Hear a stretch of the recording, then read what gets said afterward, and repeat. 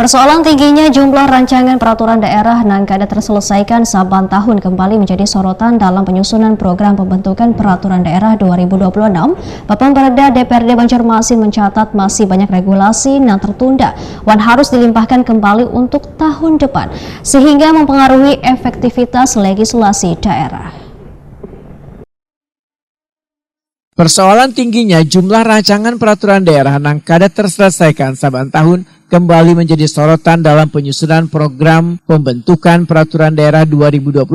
Bapemperda DPRD Banjarmasin mencatat masih banyak regulasi yang tertunda dan harus dilimpahkan kembali untuk tahun depan, sehingga mempengaruhi efektivitas legislasi daerah.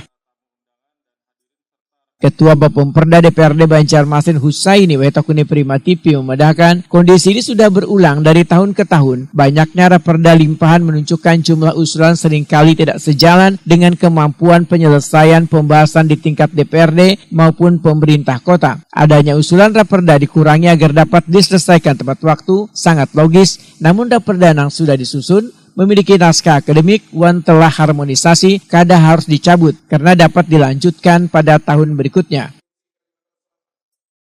Politisi dari Partai Gerindra ini menyatakan perlu dipertimbangkan untuk dikurangi adalah raperda baru yang belum memiliki pembahasan mendalam atau belum didukung naskah akademik yang lengkap. Pengurangan inilah yang dapat membuat Propemperda lebih realistis dan fokus pada penyelesaian regulasi yang sudah berjalan. Husaini memedahkan, pada Propemperda 2025 terdapat 10 raperda inisiatif DPRD. Seluruhnya telah dilengkapi naskah akademik. Hanya 1 raperda yang masih menunggu proses harmonisasi. Kondisi ini membuat alasan raperda yang sudah siap secara substansi sebaiknya tetap dilanjutkan dalam prioritas pembahasan. Pak, memungkinkan Pak misalnya raperda itu supaya tidak ada pelimpahan itu dikurangi aja Pak raperdanya Pak?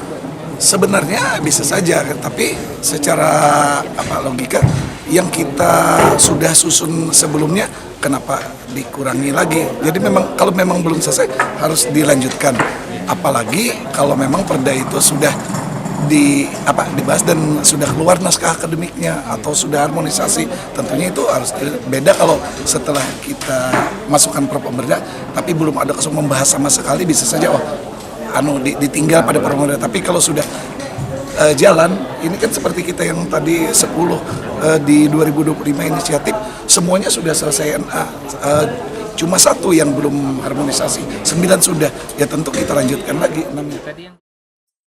Husaini menambahkan, pembentukan regulasi harus mempertimbangkan kualitas serta keterjangkauan waktu pembahasan, sehingga penyusunan Propemperda 2026 diharapkan dapat menata kembali prioritas legislasi agar tidak menimbulkan penumpukan baru di tahun-tahun mendatang.